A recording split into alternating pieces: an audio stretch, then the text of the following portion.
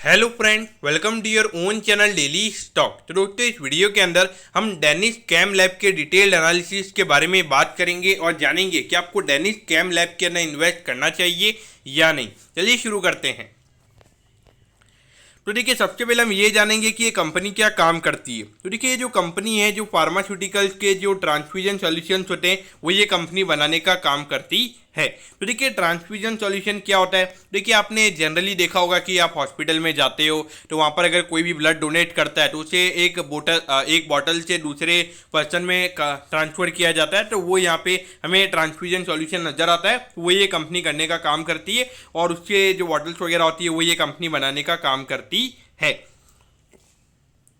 तो अभी अगर हम कंपनी के कुछ डेटा पॉइंट की अगर हम बात करेंगे तो देखिए, 112 करोड़ रुपए का मार्केट कैप हमें कंपनी का नजर आता है। तो काफ़ी छोटी कंपनी हमें ये नजर आती है। अगर हम पी रेशियो की बात करेंगे, 16.5 का पी रेशियो है। हमें इंडस्ट्री से ऐसे कंपेयर नहीं करना चाहिए, क्योंकि अगर हम ग्रोथ वाइज अगर हम बात करेंगे तो इंडस्ट्री से कंपेयर करना मेरे ख्याल से यहाँ पे गलत रहेगा। बाकी वैल्यूएशन वाइज एक नॉर्मल काइंड ऑफ वैल्यूएशन पे ये कंपनी ट्रेड हो रही है। अगर हम बुक वैल्यू की बात करेंगे तो अराउंड 1.6 या 1.7 टाइम्स के लगभग प्राइस टू बुक वैल्यू का नंबर हमें नजर आता है। अगर रिटर्न रेशियो की बात करेंगे, लगभग 13% का आरओसी है और आरओई का नंबर भी 9% है। देखिए, जो छोटी कंपनीज होती है तो वहाँ पर ये रिटर्न रेशियो भी मेरे ख्याल से हमें अच्छे यहाँ पे इसे इंडिकेशन लेने चाहिए। अगर हम डेट की बात करेंगे, लगभग 3 करोड़ का डेट है। तो 3 करोड़ का डेट एक नॉर्मल डेट हमें यहाँ पे नजर आता है। तो डेट से रिलेटेड हमें यहाँ पे कोई इश्यूज नजर नहीं आते हैं। लेकिन जो मेन प्रॉब्लम है, कंपनी इतनी छोटी है और वहां पर अगर आप देखोगे 1.85% का हमें यहाँ पे डिविडेंड यील्ड नजर आता है। ये मेरे ख्याल से काफी ज्यादा गलत है, क्योंकि कंपनी ज्यादा री इन्वेस्टमेंट नहीं कर रही है। तो उस पॉइंट ऑफ व्यू से देखा जाए तो ये डिविडेंड यील्ड वाला नंबर जो है वो मुझे यहाँ पे थोड़ा रेड अलर्ट यहाँ पे ये नंबर नजर आया है।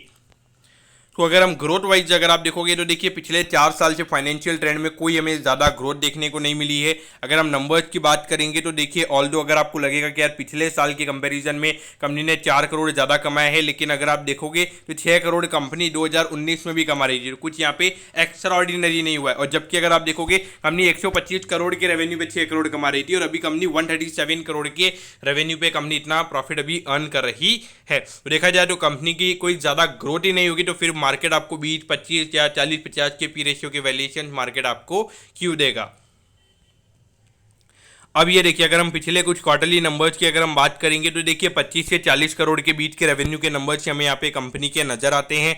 अगर हम प्रॉफिटेबिलिटी की बात करेंगे तो ऑल्दो यहाँ पे जून 2021 से लेके कंपनी ने हर क्वार्टर में प्रॉफिटेबिलिटी दिखाई है। एक क्वार्टर में 1 करोड़ से कम है, बाकी हर क्वार्टर में 1 करोड़ से ज़्यादा का नंबर हमें यहाँ पे नजर आता है। तो देखिए, कभी भी जो कंपनी 100-150 करोड़ के मार्केट कैप पे ट्रेड हो रही है, अगर वहाँ पे ज़्यादा डेट नहीं है और वहाँ पर अगर आप देखोगे कंपनी लगातार 1-1 करोड़ रुपये का प्रॉफिट भी अगर कमा रही है, तो वो मेरे ख्याल से आपने पॉजिटिव वे में लेना चाहिए। अब मैं ऐसा क्यों बोल रहा हूं, क्योंकि देखिए, डेफिनेटली यहाँ पे ज्यादा रिस्क नहीं है, डाउनसाइड रिस्क हमें यहाँ पे नजर नहीं आता। और अगर कंपनी के लिए कुछ एकदम से सही से प्ले आउट कर जाता है तो वहां पे रिटर्न पॉइंट ऑफ व्यू से वो रिटर्न काफी फिनोमिनल हो सकते हैं।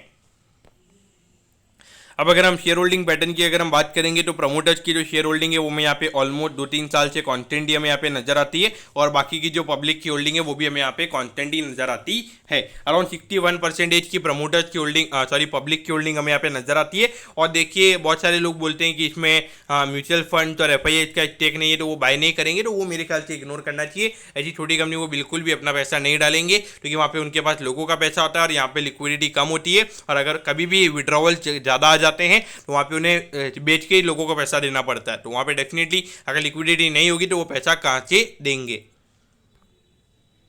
अब अगर हम यहाँ पे ऑपरेटिंग एक्टिविटी के कैश फ्लो की अगर हम बात करेंगे तो ये ऑपरेटिंग एक्टिविटी वाला जो कंपनी का कैश फ्लो का नंबर है वो यहाँ पे काफ़ी अच्छा हमें नजर आता है। और कंपनी री इन्वेस्टमेंट भी कर रही है और कंपनी ने लगभग 7 करोड़ का डिविडेंड भी दिया है। लेकिन मेरे ख्याल से मैंने इससे गलत क्यों बोला था शुरुआत में, क्योंकि देखिए, जब आप 17 करोड़ का ही इतना कर रहे हो तो वहाँ पे 7 करोड़ के लगभग का आपने डिविडेंड क्यों देना चाहिए। वहाँ पर मेरे ख्याल से आपने उसे री इन्वेस्टमेंट करके ही आपने ग्रो करना चाहिए। शेयर होल्डर्स को वैसे भी 1-1.5% के डिविडेंड से उनको कुछ होने वाला नहीं है। तो वहाँ पे मेरे ख्याल से देखा जाए तो ये नंबर मुझे यहाँ पे थोड़ा सा नेगेटिव यहाँ पे नजर आया है। बाकी लगातार company positive operating cash flow यहाँ पे कंपनी जनरेट कर रही है, ये हमें यहाँ पे पॉजिटिव वे में लेना चाहिए। तो यहाँ पे आपने क्या करना चाहिए, तो देखिए पिछले 5 साल के पॉइंट ऑफ व्यू से अगर हम देखेंगे कोई ज़्यादा रिटर्न चाहिए स्टॉक ने नहीं दिए हैं। अराउंड 141 रुपीज़ का हमें यहाँ पे ऑल टाइम हाई नजर आता है। उसके कंपैरिजन में अगर हम देखेंगे अराउंड 40% ये स्टॉक अपने ऑल टाइम हाई से नीचे ट्रेड कर रहा है। तो यहाँ पे आपने ऐसे में क्या करना चाहिए, देखिए अगर आप ऑलरेडी इन्वेस्टेड हैं तो मेरे ख्याल से इन्वेस्टेड रहना चाहिए कंपनी के। अगर हम देखेंगे बिजनेस पॉइंट ऑफ व्यू से एक नॉर्मल काइंड ऑफ बिजनेस रह रहा है, अगर ग्रोथ ज़्यादा देखने को नहीं मिली है लेकिन डी ग्रोथ भी नहीं हुई है बिजनेस के अंदर, तो वो एक अच्छी बात है।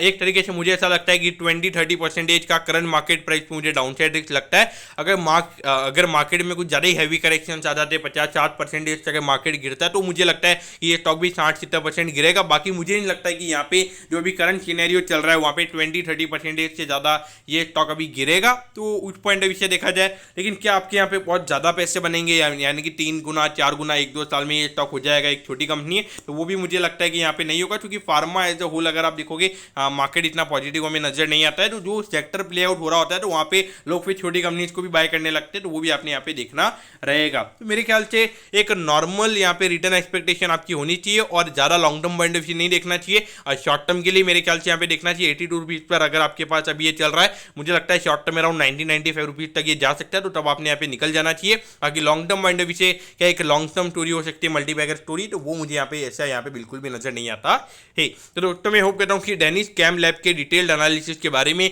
आपको सब कुछ समझ में आ गया होगा। अगर आपकी कोई भी क्वेरीज है आप कमेंट कीजिए, मैं जरूर आपके कमेंट पर रिप्लाई करूंगा। ओके दोस्तों, thank you, have a nice day.